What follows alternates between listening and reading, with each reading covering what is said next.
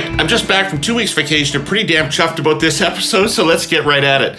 Today on the pod, we've assembled just a fantastic panel. 3 noted journalists, Andrew Coyne, Joyce Napier, and Paul Wells. I don't need to get into their bios, although I've got lots of personal experience with each of them. And I think, each of them is absolutely made an enormous contribution to journalism in this country. If you don't know the 3 of them, where to read them, where to watch them, you're not paying proper attention. And that, dear Herle Burly-ites, dovetails nicely with the crux of our show. We'll be talking about the future here, the elemental question: what is the future of journalism? To stretch a metaphor, as a society, we need people to eat their vegetables. But it seems like fewer and fewer of us want to eat vegetables, much less pay a market rate for them. So how do we get nourishing vegetables produced and consumed? Joyce, Paul, Andrew, welcome to the Herle Burly. Really glad we could get this together. How are you today? Well, yes. Very well. Pretty good. Pretty good? Paul, where do you hang your hat these days? Ottawa still? Yeah, it's where they keep the politicians. Was it Weddy Bulger, the mobster who was asked why he robbed banks, and he said, well, that's where they keep the money. So, yeah, I'm stuck here in Ottawa for as long as it's the capital. And I have a subscriber newsletter. It's a bit like crowd surfing. I threw myself on the mercy of the Canadian politics consuming public, and enough of them decided to pay for what I do that so far it's working pretty well. Awesome. All right, Andrew, I want to start with you, if I could, which is there's so many reasons that people give out there for the demise of legacy journalism outfits. Technology, the choice people have, the end of classified ads, etc. But if I'm reading you correctly over the years, you feel like you've consistently made the point that you think journalism is the problem itself, that journalism has not made itself essential or something that people want to buy and pay for. Have I got you wrong? And if not, can you expand on that a little bit?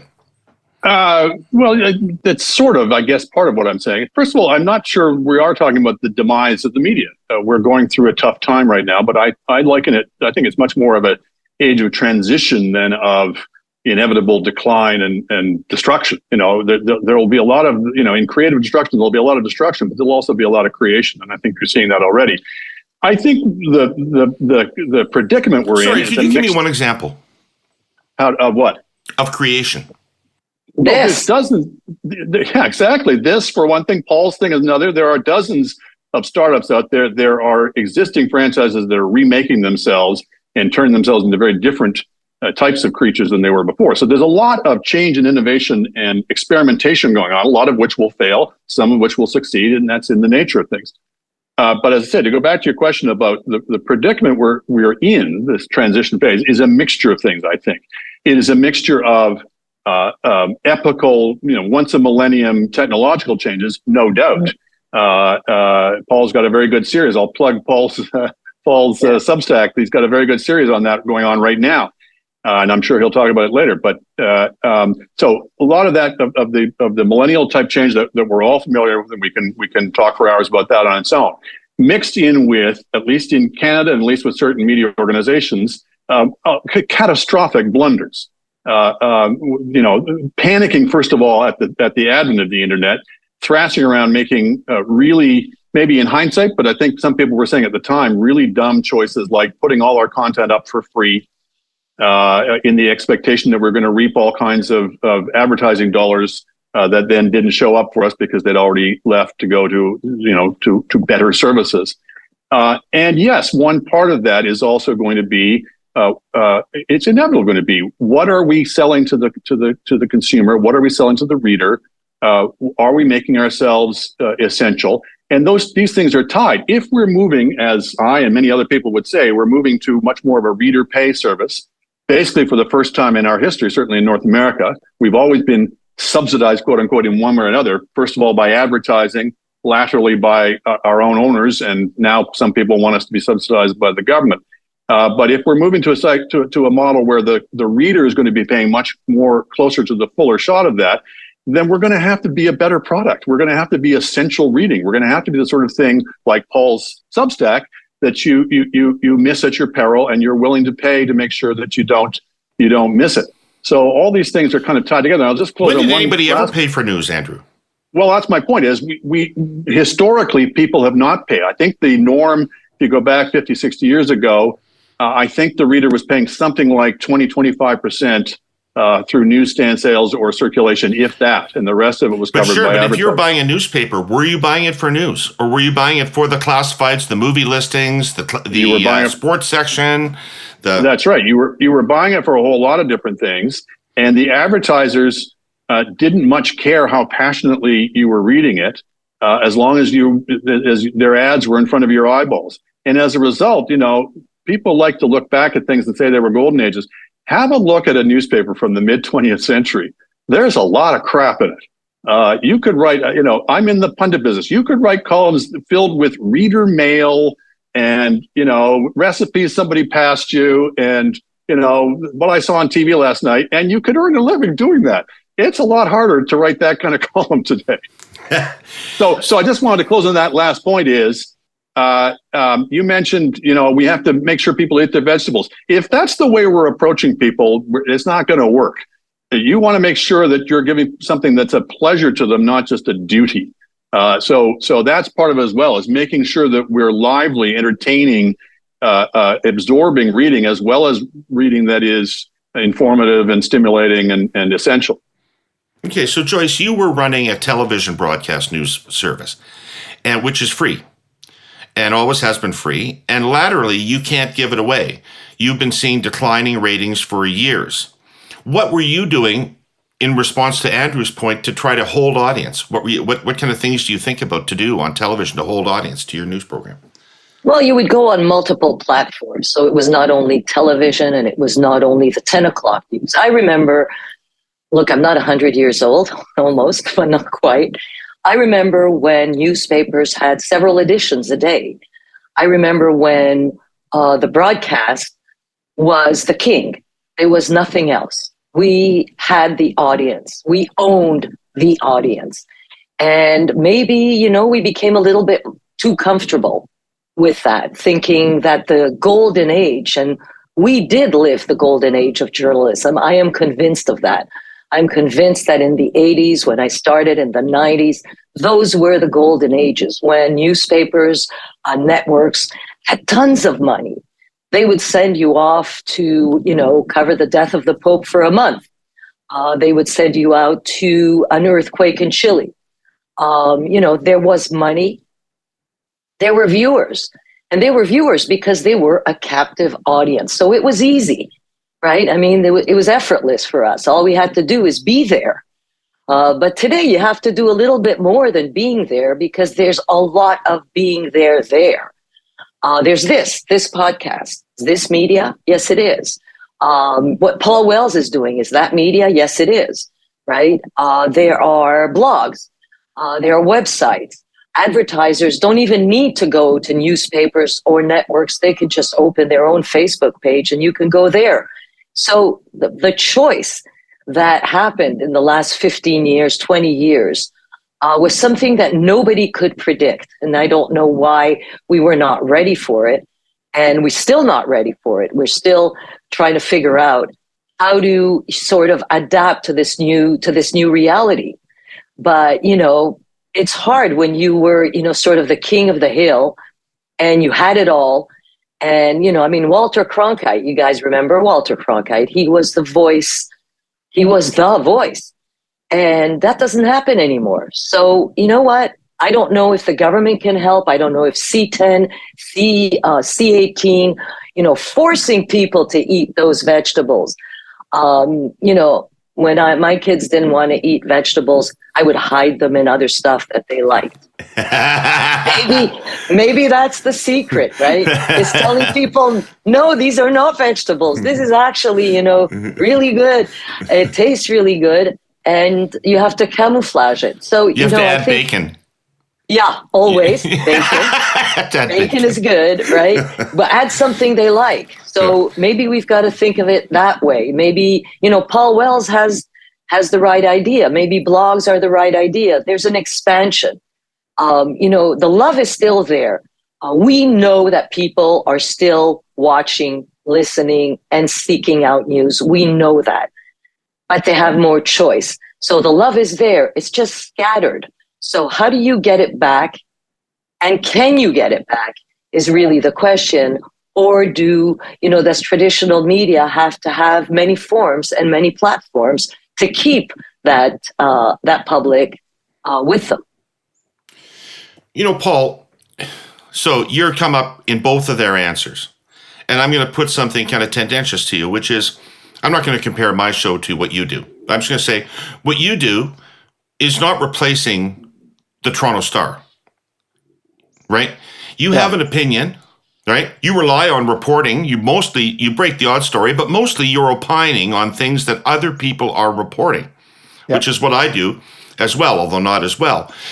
So, you're not really the answer, are you? No. Or I'm a very partial answer. Look, I've got, as of this morning, 16,500 total subscribers. Most don't pay. Enough do pay so that I'm fine. That's a tiny fraction of the circulation of the Sarnia Observer, where I grew up. And, it's growing nicely. People are welcome to check it out, paulwells.substack.com. But my colleagues are right. There is still fantastic journalism getting done. Shannon Proudfoot at the Globe and Mail has a profile of a prominent political figure that everyone who listens to this is going to want to read when it comes out. Emily Nicolas, a strong new voice in political commentary in Montreal. Richard Warnock at the Toronto Star, and on and on and on. And people who think that we're all a bunch of left-wing loons can check out True North and Rebel, and there's a nice variety of options. People who think we're all right-wing loons can check out the Narwhal. What's missing is a commons. The golden age that Joyce describes happened because large news organizations were sitting at the intersection of a monopoly on commerce, advertising, and a monopoly on information, and so whatever you were interested in Montreal in the 80s and 90s, you had to read, take your pick, Journal de Montréal, the Gazette, you had to. Your friend and colleague, Ellie Alboim, was probably the last producer of the CBC, the last Ottawa bureau chief for the CBC at a time when you were just dumb not to watch The National if you were interested in Canadian politics. And that's just, and it's not the fault of journalistic choices so much as it's just the disappearance of that odd bubble that lasted a long time because technological change was slower. And cabinet ministers didn't have an alternative except to talk to the lead CBC reporter, the lead Globe and Mail reporter. On a slow day, they were stuck talking to the guy from the Gazette. And now they can tweet and put shit on Instagram, and it simplifies their life, but it complicates ours. And so, look, but it's not as authoritative, is it? What's that? It's not as authoritative, is it? Well, no, because like a lot of the time, I do a substantial amount of reporting for a guy who, you're right, in the end, writes his opinion. But a lot of time I have to guess. Pierre Poilievre, who I talked to for more than 20 years, doesn't talk to me anymore because he doesn't have to. Justin Trudeau, who I interviewed in 2012, 2013, 2014, 2015, 2016, 2017, and 2018. At the end of 2018, I started to be critical of him, and I haven't had an interview with him since then. Even when I was writing for Mighty McLean's magazine, because in Poilievre's felicitous and accurate phrase, they can go around the gatekeepers, which means we're not gatekeepers. We're, hecklers. And that's what I'm having some of the best years of my journalistic career, to my astonishment, in what should be genteel semi-retirement. But on the scale of things, very few people are consuming my work. And despite all the fun I'm having, that kind of breaks my heart. Yeah, and yet there are success stories in the midst. Not as many as in Canada, but if you look at sort of top quality newspapers around the world, you look at the New York Times. I haven't looked at the latest figures, but their circulation, their paid circulation, is way higher than it's ever been when you add digital and print together. I hear it's games. I hear it's games, Andrew. Well, no, games, but it's games and recipes. No, it's not only games. And Trump. I got Wordle in 4 today. Yeah.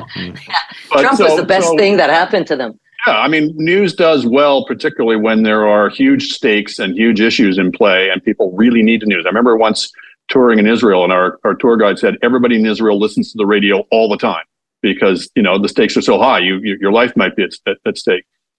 So bad news is certainly good for us, but also in this transition to the paid model, there's a bit of a kind of a flight to quality, if you will. That the papers that can make that trek are first and foremost are going to be the ones that have such absolutely compelling quality that their readers are going to pay for them. The Wall Street Journal has been doing that from the get-go and has done pretty well out of it. And the New York Times seems to be doing pretty well of it. And the Guardian seems to be doing. So there's a number of publications that are making the trek. And what you are seeing also is, I think, a bit of a replication of the Globe strategy 30, 40 years ago when they went from being a broad market in a small market, i.e. Toronto, to being the top shelf of the national market. So you spread out to a larger market, you can get but how many of those, Andrew, can you do how many can you do per country? So like we can name 2 in the United States, but the Boston Herald used to be a leading paper, gone. LA Times used to be a leading paper, almost gone. Right? Yeah. So there's no the Cleveland Plains Dealer is as dead as the Regina Leader Post is. Oh yeah, there's no one model. Yes. I think this is the point is there's going to be 100 different models, and so some of the established legacy titles will survive, and a lot of them won't, and a lot of new startups using business models and delivery models and journalistic models that haven't even been thought up yet. Are going to come out of the woodwork. They already are, as I say, at a smaller scale. There's an enormous amount of innovation going on, and the main thing, it seems to me, is to get out of the way of that and let people experiment and innovate and try and fail and succeed and all those cliches, because I think that's the only way out of this morass. But I will, again, to try to be uncharacteristically optimistic. If you look at what's happened, you're just contrary. You're not optimistic. You're just contrary. If you look at what's happened in TV, not just TV news, but TV generally, where they have a lot of it has made the move to pay TV. Well, people talk nowadays. They'll say one of two things. They'll either say TV has never been worse. All of those terrible game shows and reality shows, and it's just boring, and I can't watch any of them, and I'm going to cut the cord on my cable. Or they'll say TV has never been better. The Sopranos, The Wire, these amazing shows that are absorbing, and they're better than anything in the movies. Both these things are happening at the same time. What you'll notice is the good stuff is all on pay. The crappy stuff is all on free TV. The good news is a paying audience is a discerning and a demanding audience. They want their money's worth, and for the institutions and the people who can make the trek, this kind of Oregon trek to the pay model, I think they're going to find on the other side is a much better, healthier relationship with their reader. Advertisers are notoriously fickle. It's a very unstable, and of course they've left us altogether now, but it's a very unstable thing. A paying audience, a circulation audience, is a more stable, but also a more committed type of audience. Okay, but what Andrew is describing, Joyce, what Andrew is describing is a country in which a relatively small number of elite observers know a lot and read a lot, Substacks, listen to podcasts, all kinds of things. And the mass of people are out there trying to sort their way through the disintermediated world that Paul's been writing about and figure out which propaganda source is more credible than the other propaganda source. Well, it all comes down to that doesn't feel healthy to me. No, well, healthy, what you define healthy. But look, people have choice now. They're willing to pay for Netflix. They're willing to pay for all sorts of things to watch the movies they like or the programs they like. I did a little bit of research and went to look at, let's say, France. What's going on in the French papers? So in April 2022, according to the last statistic that I saw, Le Figaro, which is the leading paper in France, had per month 26 million readers per month. 26 million readers per month. The second one was Le Parisien with about 21 million. The third one was Le Monde with 19 million. These are paying customers. So out there, there are people who will still pay for news the way they pay for Netflix or Apple TV or all sorts of you have all sorts of choice out there. When people have choice, and you've got to up your game. You've got to give them something that they're willing to pay for. And if you gave it to them for free, which Canadian media have done for so long, and then you tell them, okay, now you can't. Like I have the app, the Figaro app. I can see if I don't pay just the headlines. That's it. They won't let me in. They won't even let me in five stories a month. They won't give me anything for free. And, perhaps we just have to go medieval on people. You want to read the Globe and Mail, there's nothing there that will be free. And see if people are willing to pay for it. I think Andrew has something. We've got to test it out there. We've got to be bold. We've got to be innovative, and we've got to dare. It's a new world, and there's opportunities. Now, we haven't found the opportunities, or traditional media hasn't found the opportunities, but, traditional media or media in general is not going anywhere. I mean, scribes existed before America was discovered. This is a human thing. People want to write the chronicles of their time. Now you find them in very different places. That's all. And so is it bad that we have given people choices? Is it good to have the government interfere and become the middleman, or should media be left to its own devices? Maybe the media should have negotiated with Google and Meta. Maybe the middleman should not have been there to negotiate. Maybe that would have been a better thing. I mean, what are the solutions? We don't know. We know that it's a problem, but it's a huge issue. Like, the meaning of existence.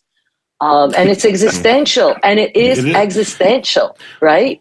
Well, I think we are in an existential time, and we need to actually, get our head out of our arses and think of something to do that is not whining. Please stop whining. I think we whine a lot, and then we go to government and we say, can you please? And then, C10 forces, Netflix to put Canadian content. Why do they have to be forced to put Canadian content? Are we not good enough that people would just want us and seek us out? Why C18? Why did we have to force that? That's my question is, why did we have to go through government why do we have to go to government to survive? So, last time I was on here, prior to my 2-week respite from podcasting, I guess you could call it a holiday, but an interval of rest is what I needed. So, respite it is. Actually, rum respite might be more accurate. An interval of rest and rum. Anyway, I promised I'd come back with a compelling story from our presenting sponsor, TELUS's Pollinator Fund for Good. If you recall, Pollinator is a $100 million social impact fund that invests in early-stage for-profit companies where making the world a better place is baked into the business model. Flash Forest is one such company, timely as hell. They've invented drone-based reforestation technology that hugely improves growth and biodiversity recovery, specifically for forests devastated by wildfires. Our boreal forest is the world's largest forest biome, and no surprise, it's also the largest market for post-fire reforestation. Here's how it works. The drones operating remotely fire proprietary seed pods at super high velocity into the soil. Huge swaths ravaged by wildfire are covered 5 times faster than the old way of doing it, at precisely the time when the soil is most fertile because there's no competitive grasses or shrubs, and over the most difficult remote terrain, often too dangerous for humans to access because of scorched and falling trees. White spruce, black spruce, jack pine, over 20 seed pod species native to Canada have been developed so far, with so many more to come. Over time, Flash Forest plans to be able to reforest anywhere in the world. And biodiversity is one of the main principles here because multiple species at each site are crucial to mitigating the risk of fire or disease, wiping out entire homogeneous forests. Next week, Herle Burly-ites will continue to pollinate the good word, moving from trees to fungus. Yep, I'm going to tell you about some pretty cutting-edge fungi technology. More about all this to be found at tellus.com/pollinator. Well, let me put an answer to Joyce's question, because it's a clear market failure. The market won't do this. The market won't solve this. I mean, if you believe, as I do, that you need large journalistic organizations to consistently do the body of reporting that the rest of us rely on, I don't think there's any evidence the market's going to solve that problem. So when you have a societal good that is required and a market that won't provide it, isn't that exactly when government's supposed to intervene, Paul? So arguably, and clearly there's a lot of people making that argument. There's a few problems that I see with that. First of all, I'm not sure it's a market failure so much as a market characteristic. The news organizations, the big ones that I used to work for, weren't owed stacks of advertising revenue. They earned it because they had particular characteristics. Now other places have, characteristics that advertisers like more, and off the money has gone. Secondly, horses out of the barn. Like when Pablo Rodriguez says we're going to keep those newsrooms open, I've got bad news for the minister. Fucking newsrooms are closed, buddy. The Ottawa Citizen newsroom is a roller rink. Like, it's too late to keep that thing open. So unless he wants to go big and either invest taxpayer money or somehow swindle Google money into paying for a massive status quo ante that hasn't existed for more than a decade, then I'm not sure that's really going to help. Keeping the newsrooms open when the newsrooms are pitiful places these days is not something that makes me want to celebrate. The final thing is, as I tried to explain in this series of essays, the responses of decision makers to the new landscape is already also baked in. So it doesn't matter how many journalists Pablo Rodriguez is paying to ask him questions. If Pablo Rodriguez will not answer those questions, if he answers with bullshit, if the access to information regime is a Kafkaesque mess, so if he wants to sort of subsidize a sort of lurid kabuki theater in which he and his prime minister pretend they're telling us stuff when they're not telling us jack, I'm not sure we're going to be in a brighter future. Yeah, but that relies on journalism even more. Doesn't that make the need for people that cut through that bullshit and find out the truth? Yeah, well then it's Andrew. Well, then it's not a case of market failure. It's a case of business and industry failure. Market failure is a technical term for when there's no way for which consumers can register their preferences, no way they can pay for something because there's no way for the people providing it to collect the benefit of it. So national defense, you can't have a market for national defense. Okay, gotcha. Yeah. There's nothing preventing people from paying for news if they want to. One question is, do they want to? Most don't, some do. That's always been the case. So, you were worried, David, about, are we getting a situation where there's only a few people reading and the rest of the people are just kind of grazing? Well, it was ever thus, frankly. It's only ever been a minority of people who want to read anything, and it's a minority of them who want to read anything good. But it's much easier now to search for and reach those readers, or for readers to reach publications when they're just searching online than when they had to find them somewhere in a store somewhere, or we've taken out a lot of the cost and the difficulty of writers and readers reaching each other, or publications and readers reaching each other. And in some cases, as in Paul's, that you've cut out the middleman altogether, and it's just a pure writer to reader relationship, a paying relationship. There's no market failure there. And in fact, if there's one thing that it seems to me is sitting as an impediment to change and growth and innovation and dynamism in the Canadian market in particular, it's this homunculus of post media, the rotting hulk of post media sitting on top of the whole industry, kept alive, frankly, by government intervention, or the hope of it. For what purpose, I'm not sure. because it's rapidly emptying out. And I presume they couldn't imagine a plan that would exclude Post Media, because I'm sure they did not want to subsidize the bondholders of Post Media when they did. Yeah, that. my cynical theory is they want to make sure the Toronto Star doesn't go under, so they keep but it's not just me. I'm pretty sure Paul Godfrey said this to somebody, that they'll have to subsidize us because they're never going to let the Star go down. So that's a pretty awful public policy rationale. Brian Mulroney said there's nothing wrong with the Toronto Star. I just wish I had one of my own. Exactly. But I've talked to people, and maybe some other people on this panel have, with specific business models that were predicated on either the Post Media and or the Star going under.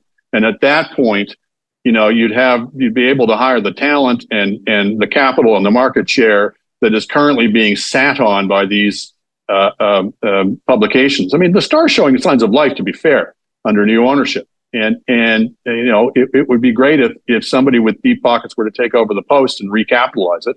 And, there's all kinds of possibilities out there.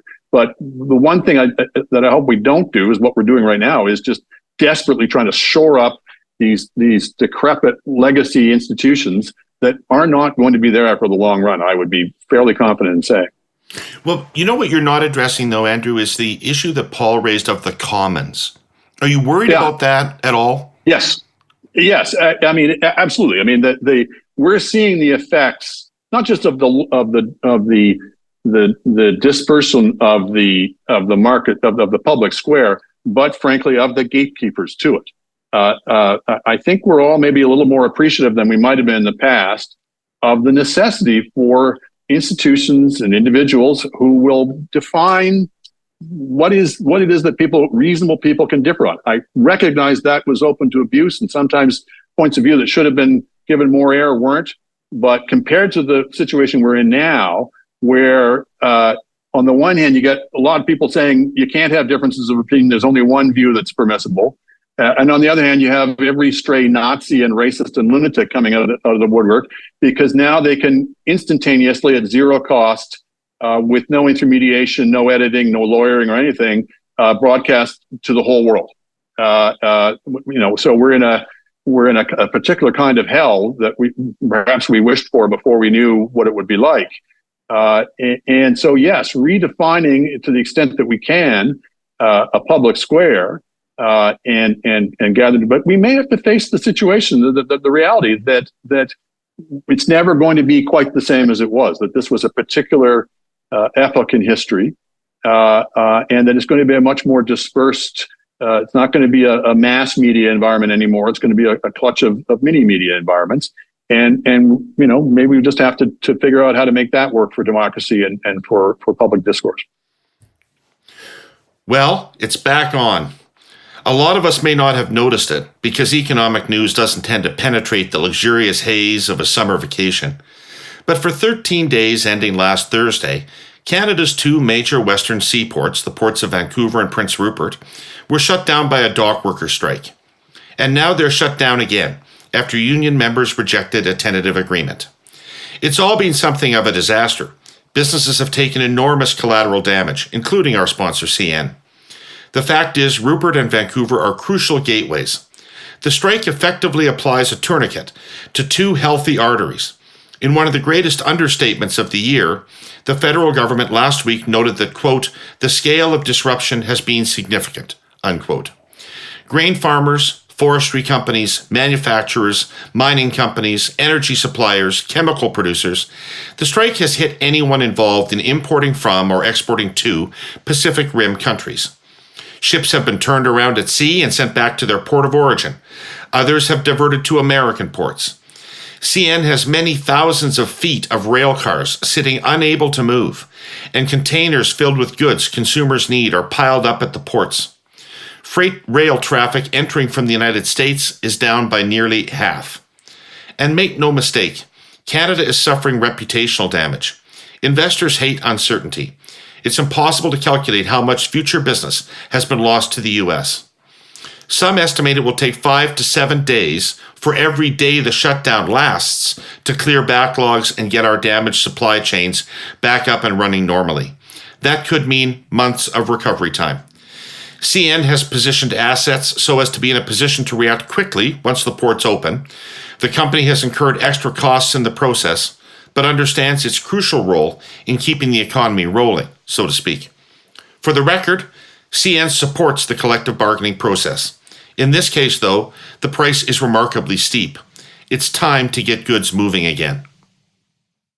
Joyce, I hate to put you in a difficult position, but do you think that CBC can, maybe not as it's currently constructed, but in some configuration, can CBC fulfill that role of the Commons, that baseline major journalistic organization that presents us with a common fact base across the country? In the absence of the other big journalistic organizations, what role can the CBC play in this? Well, it depends. I mean, if it gets defunded, not much. Right. And, weren't you a little bit worried when Pierre Poilievre was running for the leadership and the most enthusiastic chanting was defund the CBC?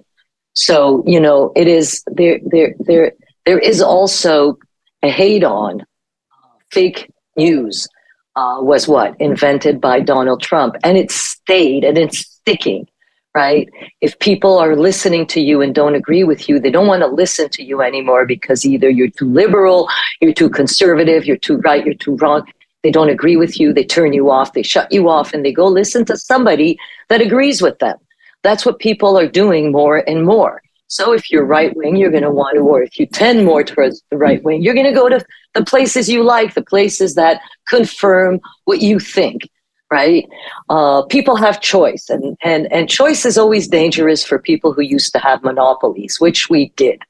And I wish one thing, that when I was living through the golden age of journalism, I hadn't bitched that much, because really, it was the golden age. We owned the market, whether we were in print, and I was in print.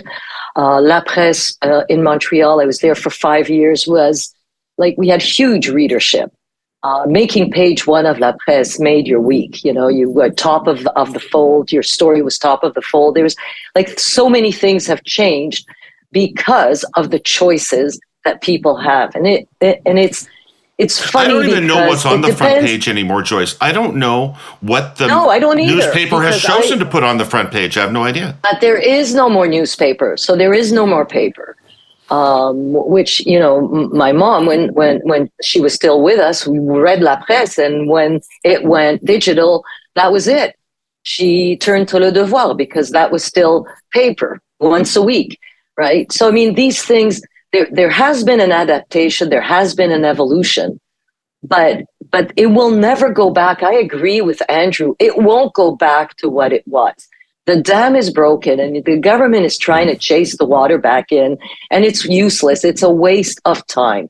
So what we have to do is look at what we have and decide, where do you go? You spoke of democracy. Look, that is also an issue. Not that we were the keepers of democracy, but the Fifth Estate means something. It meant something. And it still means something. And it's still something important. So it's more important than a restaurant going out of business. It's more important than it is fundamental to democracy. And that's why this issue is so important. Now, I don't know how many Canadians have followed Bill C-18. I don't know how many, even gave a hoot about what was going on with C-18. But, you look at that and you think about that. And I think we should be worried. I really do. If the government has to legislate people and force people to pay for news, or organizations, big organizations like Google, to pay for news, to pay for Canadian content, and they don't want to, why did they do it in Australia and they don't want to do it in Canada? Maybe because of our neighbors to the south. They don't want to create a precedent. Our neighbors to the south are thinking the same things that we're thinking. But, when you look at certain jurisdictions, Andrew was talking about the New York Times. They're not having a problem. Le Figaro is not having a problem. Le Monde is not having a problem. So why are we in such a crisis? Is it that, we don't care about Canadian identity? We go everywhere and we don't care anymore Is it that we don't have enough of a Canadian identity?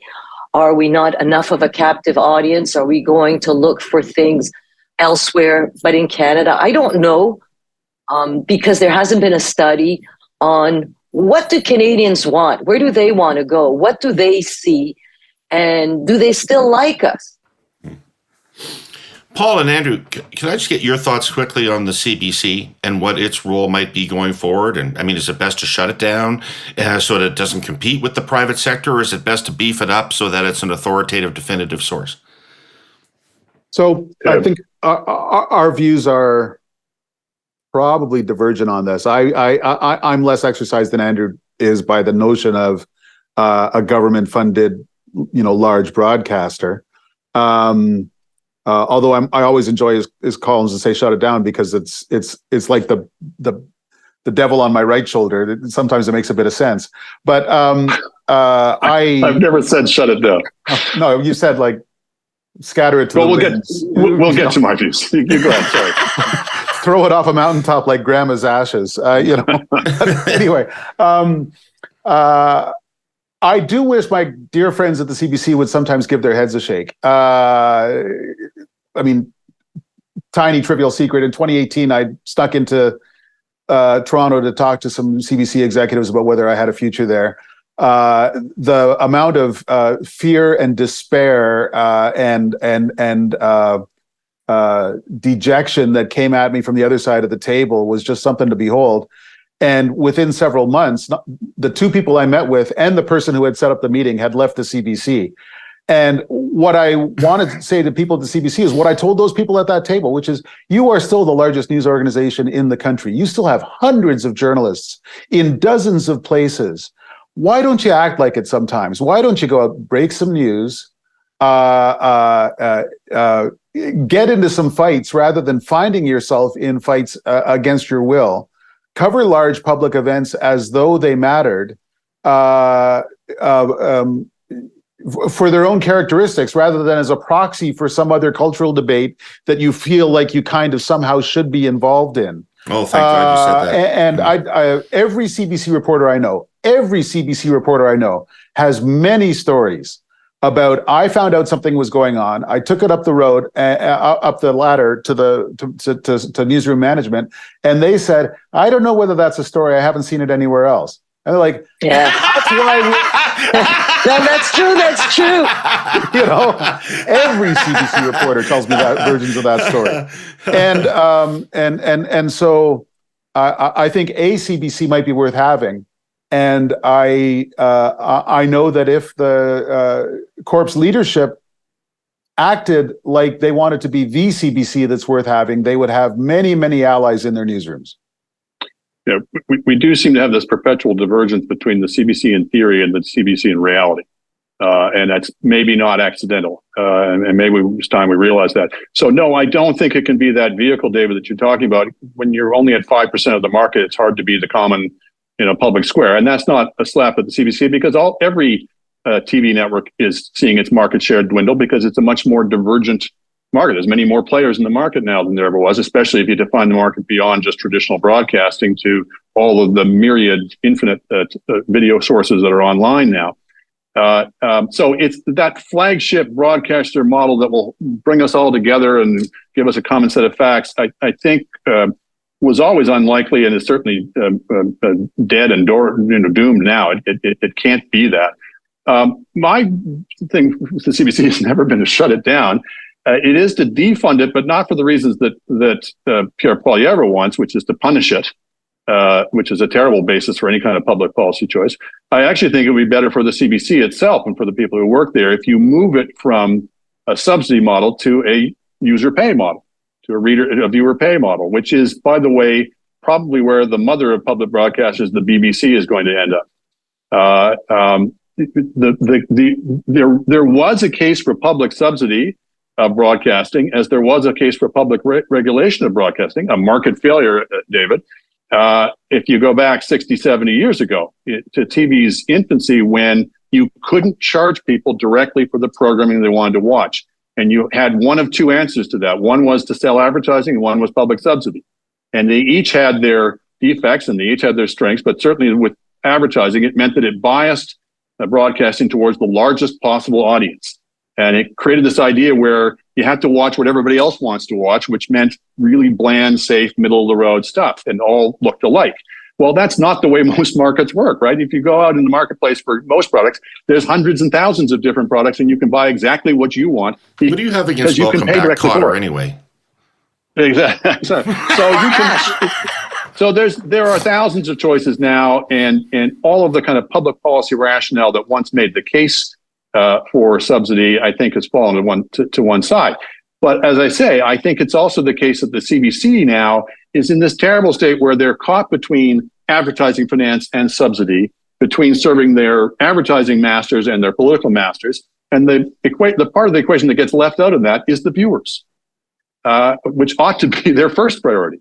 So move it onto a pay model. It can still be a public broadcaster. You can still have elements of subsidy for particular niches that you think there's a market failure for, and we can argue what those might be. But the big main flagship English language broadcasting model, one big broadcaster that everyone will watch and be united as Canadians, et cetera, that's gone if it ever exists. All right. Well, I thought maybe they could do it through their digital. I knew the television thing was over, but I thought maybe digital reach was stronger on their part. But so what I'm hearing is that there's no hope of restoring this sense of commons. There's no hope of getting news curated, edited, fact-checked news I don't know that. to the broad mass of people. Let me push back on that. I'll push back on that too. I don't think so. I'm not that pessimistic. I think something will necessarily come out of this. Let's take the example of the pandemic, okay, or of any major disaster, the forest fires, for instance, right now, which are a major disaster, not only in Canada but everywhere else. Everybody's following that. So the need for news will not go away. People want to know. During the pandemic, okay, we had a captive audience. This was the good old days of the pandemic when everybody was home and forced to watch TV or listen to radio or follow. And I mean, we had huge ratings early morning when the Prime Minister would come out of his residence and give an update. So when it is necessary, when shit happens, people turn to news. They want to know what's happening. So what media organizations have to do is find that happy formula. And I think we haven't found it yet. There is a formula. There always is a formula. From ashes come opportunities. And so the only thing is the media now has to get creative. We ought to stop whining. I think we ought to also think, long and hard about how much we want government to interfere in this. I think C-18 perhaps would have been less of a weird failure if there had not been a middleman. Look, I mean, hindsight is always 20/20, but we can't always turn to the government because although it is, a matter of democracy and of holding up our democracy, and there's got to be legacy media, there's got to be, people who check their sources and who don't come up with bullshit on websites and go out with conspiracy theories that have no basis in fact or in reality. We know all that. So we know what we need to do. We just don't know how to do it. Yeah. David, there will still be, I think, a commons. It's just not going to be the property of any one organization. When the Beatles went on Ed Sullivan, 78 million people watched. All of America watched one network. That's never going to happen again. But if there's another moon landing, we'll all be watching it, but we'll be watching it on 100 different or 1,000 different viewing points and vehicles and platforms. So to take the specific application of how do we get a common set of facts, et cetera, it's not going to come from Facts Canada. It's one big organization. It's going to come from dozens and hundreds of different institutions and individuals with a common commitment to fairness and facts, and they may have very different takes on the world, but united by the belief that they should be at least trying to do their best to tell things as it is, and to be fair to opposing viewpoints, et cetera, et cetera. And people exist like that, and they're fighting right now to get a hearing amid all the bullshit and the disinformation and the hardened ideologues and hardened partisans that are now occupying a lot of the space. But I think there's, by the same token, there's an audience there that is increasingly aware that they're being lied to, that they're being buffaloed, and they're searching for credible and reputable sources of information and news. Paul, you wrote about this in your excellent Substack piece, where, among other things, I learned about Martin Luther. But you Very wrote about important this, thing to learn. and you used a term called disintermediation, because of course you would. And and what that meant is taking out the middleman, in this case, the reporter. And I just have every organization that wants to communicate with me fires their messages at me. And I have to sort through them all and figure out where the truth lies between the government's propaganda and Poilievre's response and a bunch of other people chiming in. I've got to sort all that out. That's too much fucking work for me, Paul. I want to get up and read a couple of news sources that I trust have done that work for me. Yeah. So, I mean, and I have these conversations all the time. I had coffee yesterday with the new press person for one of the embassies here, who's literally just, landed in Ottawa, and is what said, like, where can I go to sort of get up to speed on the major debates? And I said, wow. I mean, like literally until 18 months ago, I would have said read McLean's. And now, if you want to, if you want to know where to get a condo, you could keep reading McLean's. What it came down to was I said the CBC's Daily News podcast, which takes copies of the New York Times model of taking one story and explicating it over 20 minutes. Toronto Star has a good podcast that does the same thing. I said basically you're and I said the dinner hour TV shows. We keep saying there's good work getting out there. I mean, Vashi Kapelos has really changed, turned a lot of heads in this town, because between her radio show and her dinner time show and her Sunday show, you don't have to be super bright to understand that at some point in your year, you're going to have to talk to Vashi Kapelos for, on one of those platforms. But it's like, I was even thinking, is there a strong recent book about this government? And Aaron Wary's and John Iveson's books are getting a little long in the tooth, So where do we come together? I'm not sure it was a golden past, but within the memory of everyone here, you kind of had to read Jeffrey Simpson in the morning, and you could spend the rest of the day laughing at Jeffrey Simpson if that was your jam. But yet, at least you had to have a basis for the conversation.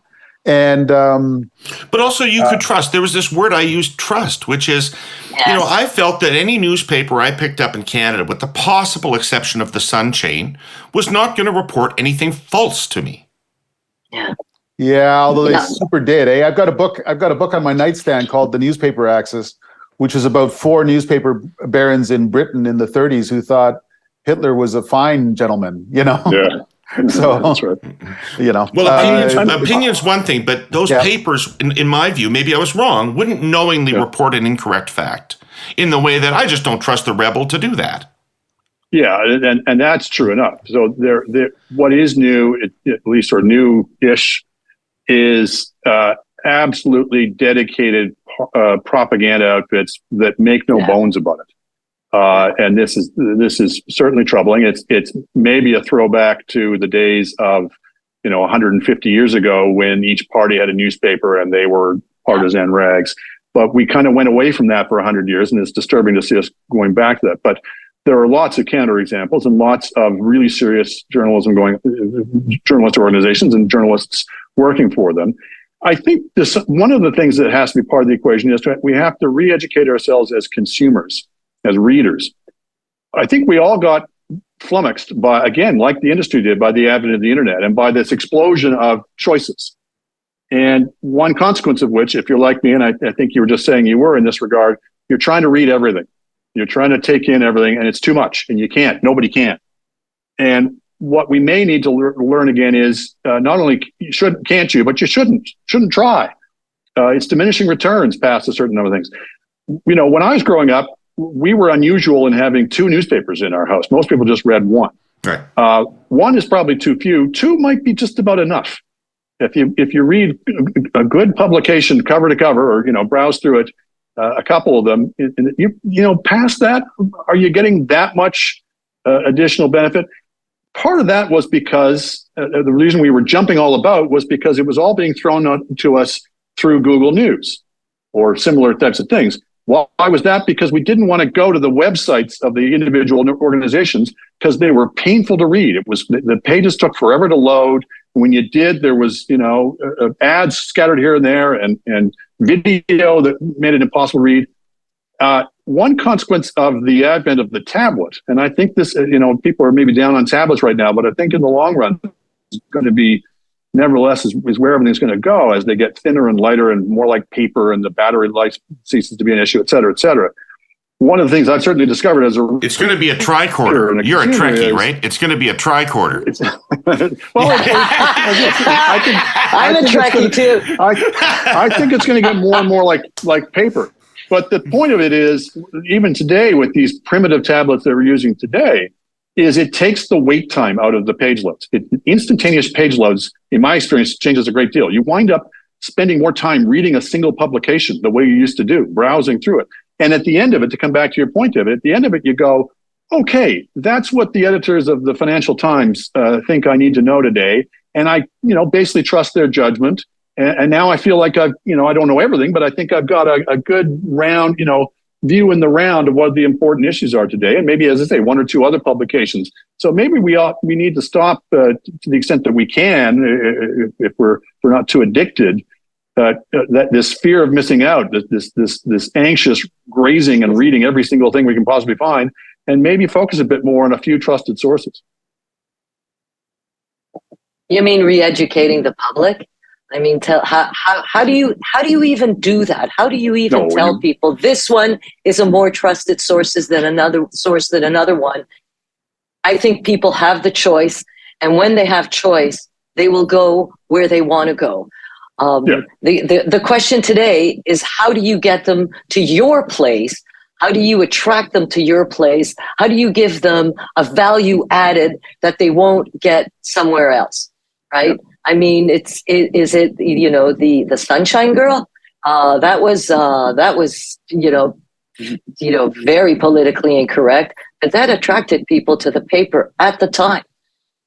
We need to get people to care and to like it and to want it, because they care about the New York Times, they care about the Washington Post, they care about some papers. So people out there, and we know that, are willing to pay for what they want to see, right? Yeah. They'll pay for Disney, they'll pay for Netflix, they'll pay for stuff because they, Apple but they're TV, not because paying for that's news, where they want to go. They've never paid for news. And I can tell you, because I'm in the public opinion research business, and I've been doing it since the early 90s, that people know a lot less than they used to know about what's going on in politics in Canada.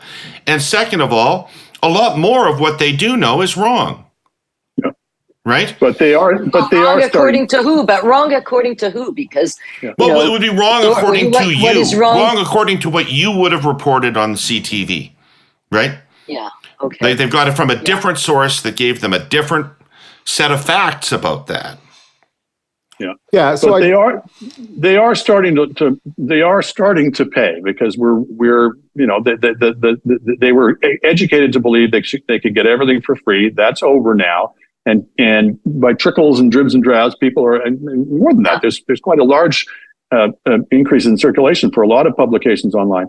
And that changes a lot of things. It changes the incentives for us. One of the things that I used to, beef about and grouse about when I was back at the Post was they were so enamored of clickbait.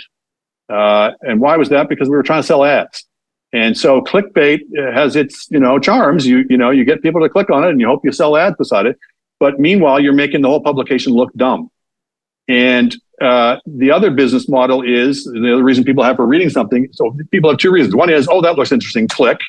The other is, I'm going to read the National Post, or I'm going to read the Toronto Star, or I'm going to read the Globe and Mail, because that's who I am. That's the kind of publication that represents my values or what I'm interested in. It's a much more longer term play. But that's the subscription model. You get them not because they're clicking on some instantaneous nerve-ending, dopamine hit from a particular article, but because they're in it for the long haul. They've built a relationship with you. They say, I trust the Globe, I trust the Star, I trust the Post, because and part of that is going to be they're going to reflect to some extent the world as I already see it back to me, but that. I'm afraid to say was always the case. People have always wanted, to some extent, to see their own opinions reflected back to them. But you hope in the process you can also expose them to differing points of view at the same time. Paul, you've been critical of the direction Maclean's has taken since the new management took over there. But Maclean's was dying. Right? I mean, it had gone from a weekly to whatever in terms of print circulation, etc. I'm sure its circulation was way down. What would you have done to resuscitate Maclean's? I didn't do it. I could imagine a world in which I was, some fool gave me Maclean's and said, what would you have done? And I think maybe all I would have offered was a more dignified death. Like you can die slipping on on your spilled martini with your necktie tied around your forehead, or you can say something inspiring as you breathe your last breath.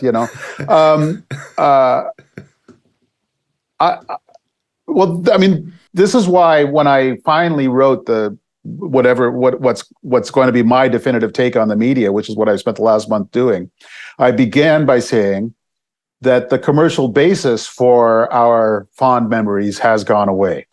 And so David, I've tried as hard as I can to be less critical of Maclean's than I feel like being. The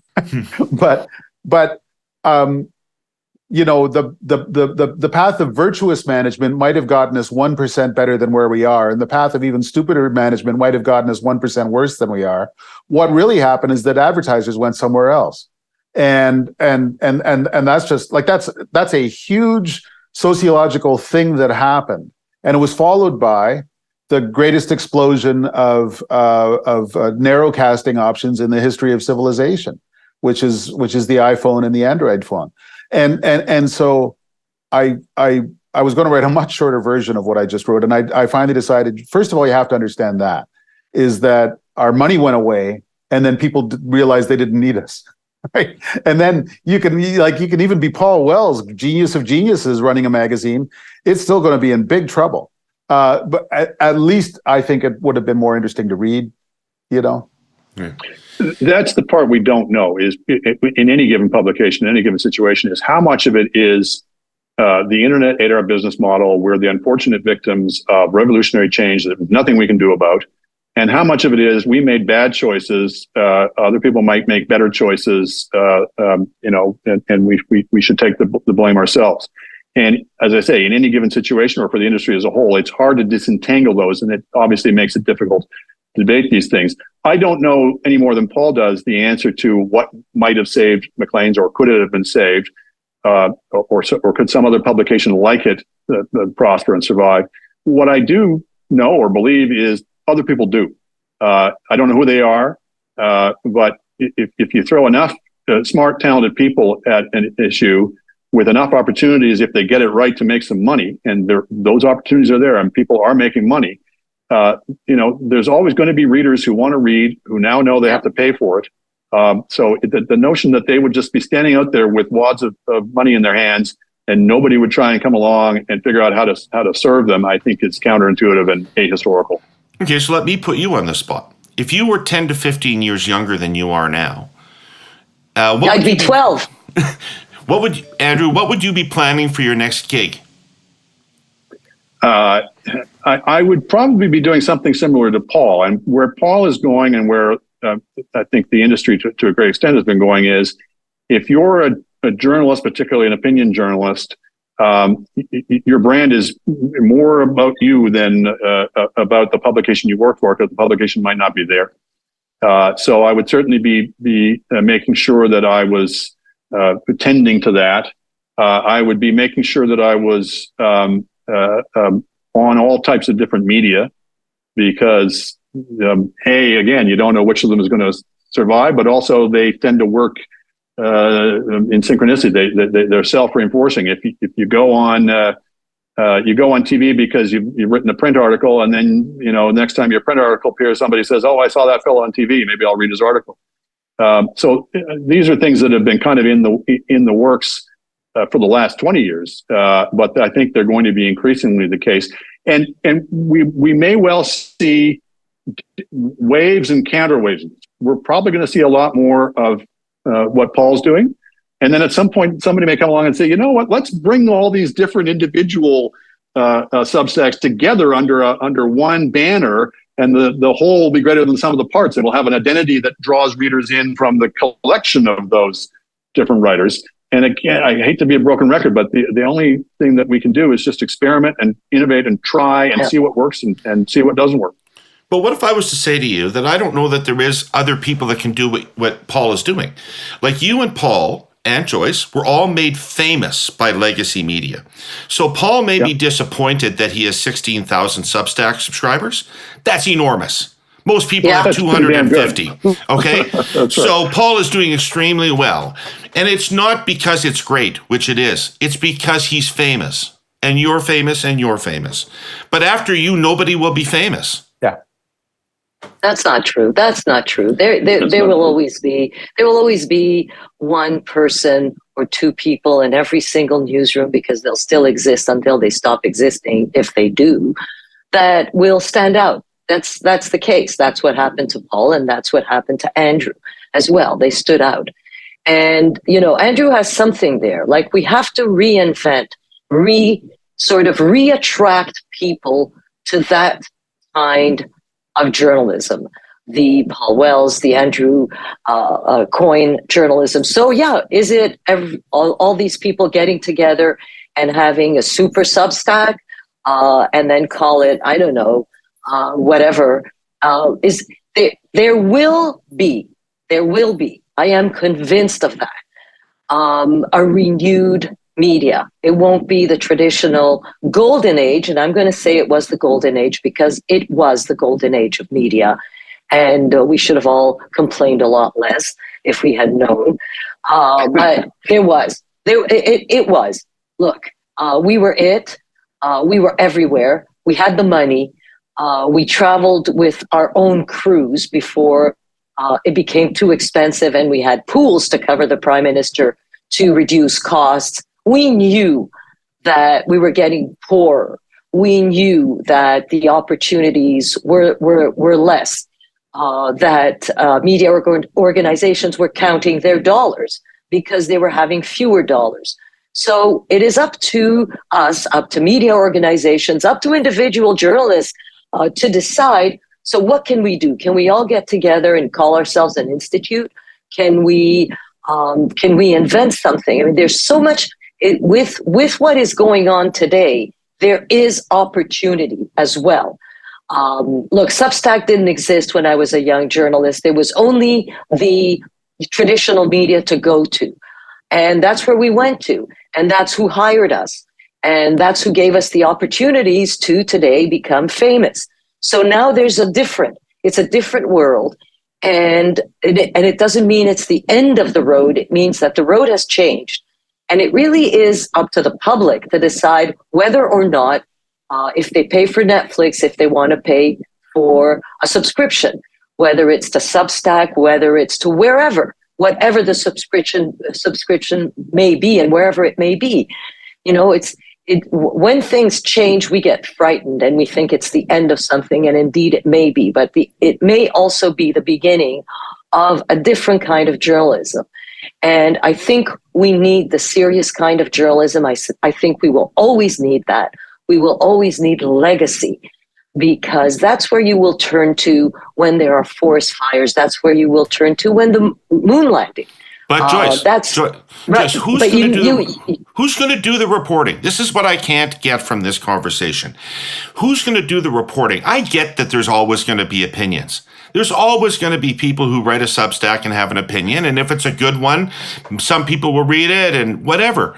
But, you know, when the foreign election interference story broke in Canada, every fucking buddy had an opinion about it. Everybody who had a podcast, wrote a column, everybody had an opinion. But it took Fife and Chase to break it, for everybody to have that opinion.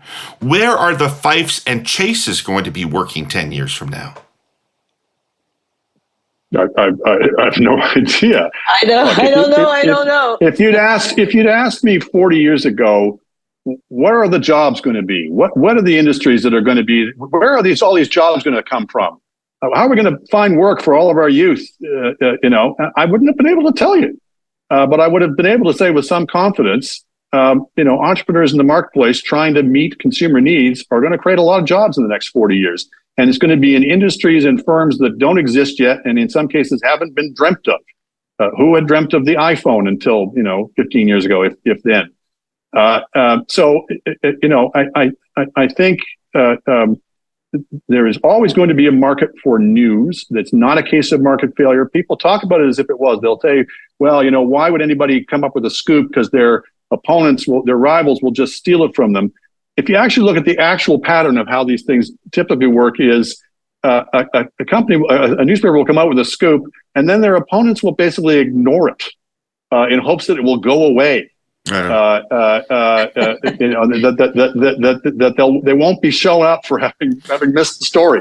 Yeah, they'll counter-program. So there's still a premium to being newsy, to being the organization that breaks news.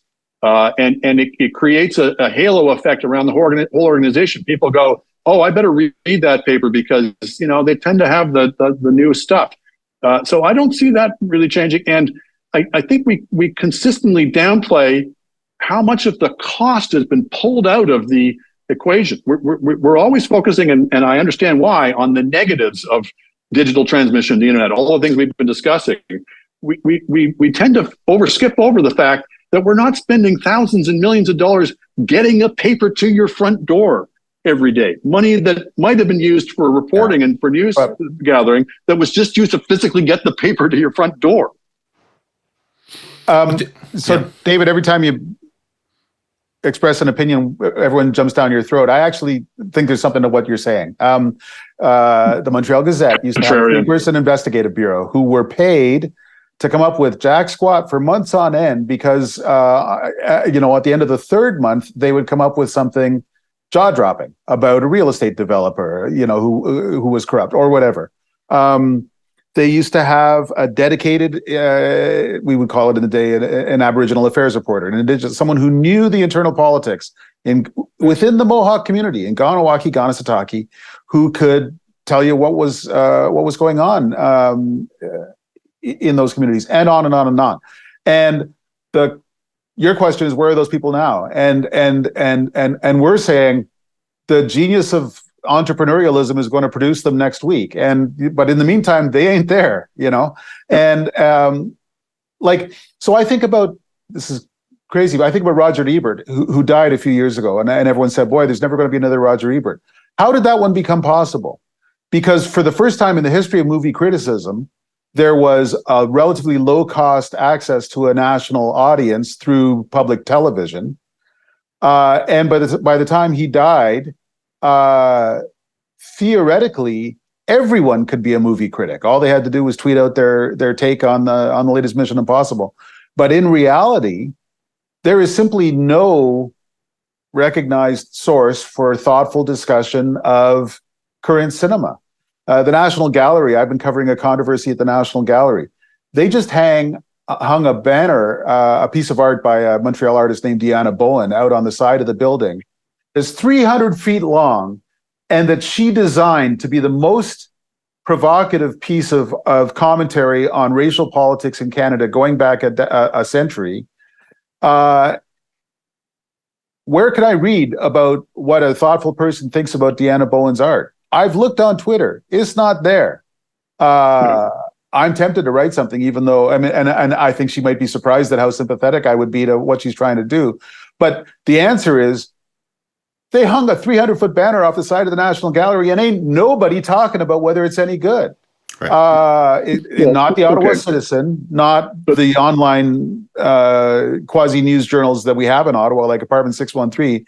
The answer is zero discussion about an attempt by a national institution to be as thought-provoking as it can be.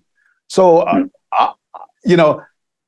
the miracle of the market is going to produce something really excellent in 3 years, maybe. Or maybe we're just going to keep having news deserts everywhere. Well, none of us knows, but there's certainly lots of intelligent film criticism available online. Hundreds and hundreds of really good writers on film. They're just not in your local blogs paper. Too. Yeah, good blogs. But really good blogs. To give you a more direct counterexample, if you want to read in-depth reporting on the new economy, the new digital economy in Canada, where are you going to go? Well, you're going to find it in the Logic. Very in-depth, very intensive. If you're interested in that economy, you're going to find lots and lots of reporting, good shoe leather reporting on what's going on in that vital industry that's, going to be a huge part of our economy going forward. So I think we're in danger of kind of, what's the opposite of colonizing the future? Is importing the past into the present, where we're looking at things through the lens of what's happening with traditional types of media vehicles, and that's not delivering, and therefore nobody's going to deliver.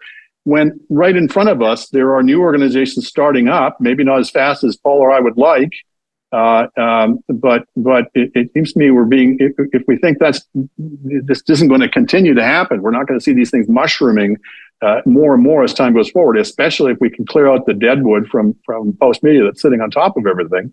Then I think we're fooling ourselves. I think we're not actually looking at what's actually going on out there. And also, we should know that, excuse me, young people are flocking to journalism schools.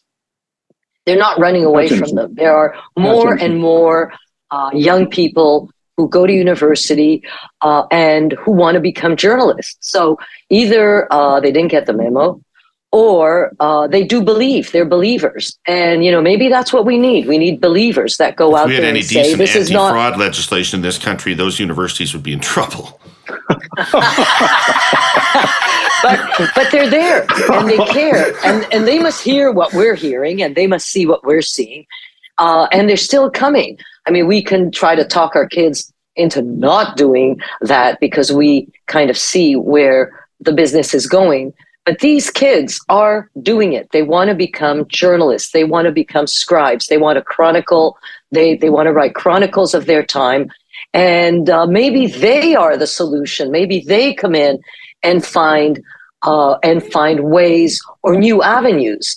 Right? I mean, it's not going to disappear. What we don't know today and what we will probably know in a week, in a year, in 5 years is what will be the rebirth. What will be the new model or the new models for people to go see and to go read? Somebody 20 years ago wrote, print journalism will never go out of style, just the way equestrianism will never go out of style. There will always be rich little girls who want to have a horse to ride. Yeah. If I can make a suggestion, David, we're all don't mock the Thompsons, all right? we're all of a certain age, and we're all mostly, from legacy media. Some of us still are, and some of us have moved into the new economy. But getting, I think, some of these younger entrepreneurs and younger journalists on would be a really interesting discussion to see, what are their hopes, what gets them excited, what are the opportunities they see, what are the pitfalls they're running into. I mean, we're certainly seeing a lot of them coming out of the woodwork now because they're really upset with C18 because it's basically cut off one of their main avenues for reaching readers. The people are still going to go to the Globe website, whether or not, or find the Globe stories one way or another, whether or not they're getting them on Facebook. But for some of these smaller organizations, that was really their marketplace where they could lay out their wares. So I I would be frankly fascinated to see a discussion with some of the people who are actually going to be making this industry's future, if it has one, in the years to come. Yeah, you should start a podcast. It'd be a good one. As usual, I just make suggestions to others. So I'm a little bit more open, I think, to a role for government in this than certainly Andrew and Joyce appear to be. But so let me put on the table and clear something up that is frequently brought up about this. Do any of you believe that the subsidy to news organizations, not C-18, but the cash subsidy from the government to news organizations, is influencing the way journalists cover the government? No. Yes. No. Yes. No. I worked for the CBC for 27 years. Radio-Canada and CBC covered it in Ottawa, covered it in Montreal, covered it in Jerusalem, and in Washington. In those 26 years, never, not once, not even the hint of once, not even the shadow of once, was I told what to write or what to say or what not to say or what tone to use. So my personal experience, and I was, a pretty high profile senior reporter when I left Radio-Canada for CTV, and never had I been told that the government doesn't want you to say this or not. So I think there's a bit of a myth out there that there is that, but down in the newsrooms, in the trenches where the real work is done, that never happened ever. Not to me, not to the neighbors, not to the people I sat next to. So just I think we need to clear the air, because I know there's a lot of mythology out there. And I know it's fueled by, these people chanting, defund the CBC, that it is a tool of the government, and so on and so forth. Well, yes, it is funded by the government, or rather by taxpayers, so by us. And but never, no. And I think you can quote me on that. So here's a thought experiment. Let's say Stephen Harper had won the 2015 election, and in 2017 he had said, you know what, the web giants who I used to kind of like and are now annoying to me have laid waste to the media landscape, and so I'm going to assign my heritage minister, Pierre Poilievre, to save Canadian newsrooms by pouring hundreds of millions of dollars into them. Maybe you would have believed, David, that wasn't changing the way reporters believe, but I'm here to the way reporters work. But I'm here to tell you, millions of members of our audience would have been pretty convinced that Stephen Harper had just bought and paid for the next election, and they're within their rights to believe that Justin Trudeau just did the same thing. The point of a conflict of interest is not that it has to actually affect the behavior of the person in the conflict. It's that a reasonable person could have the question in their head. And when someone says, so I'm owned by my readers, but I too have a podcast, and the Toronto Star was a media partner in the first season. When people said, well, then you're in Trudeau's pocket, I got no answer for them. In my heart, I know I'm not. In Trudeau's heart, he knows I'm not in his pocket. But it's what the question is not only what effect does it have on the journalist, is what does it have? What effect does it have on the reader's perceptions? Okay, but just to be clear, do you think it's affecting the journalism? So let me say first of all that I agree with both my colleagues. I'm honestly not sure. Yeah. I'll tell you, we're heading into an interesting election campaign where, because media subsidies are absolutely at stake, every journalist for a large news organization who's covering that campaign has a personal stake in the outcome. That's an interesting world.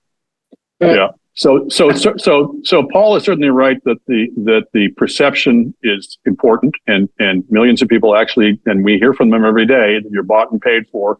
At a time when our credibility is on the line more than it's ever been, when credibility is all we've got, that's a real problem. I agree with Joyce at the same time that I don't think there's overt agendas to favor the Liberal government because the Liberal government is sending us money. But I do think the media's coverage of the issue of media subsidies has been disgraceful.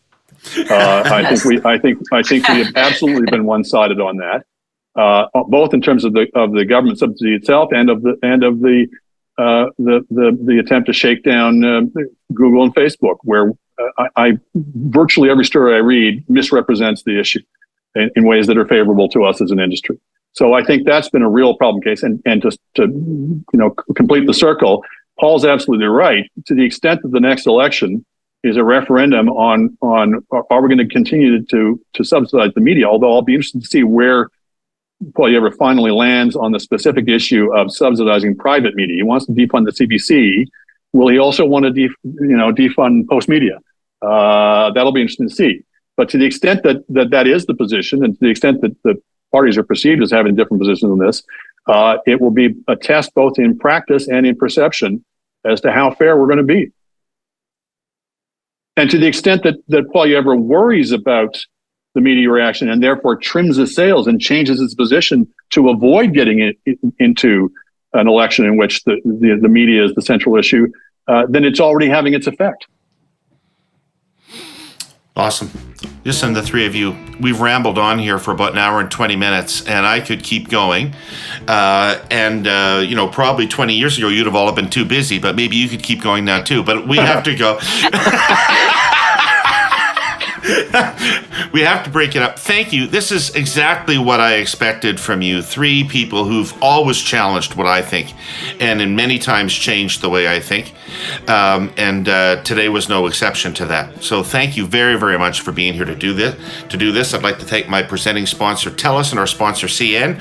Everybody out there who watched or listened, and the three of you for being here today. Take care of yourselves. We'll be back next week with more of the Herle Burly. Good fun. Thanks. Bye-bye.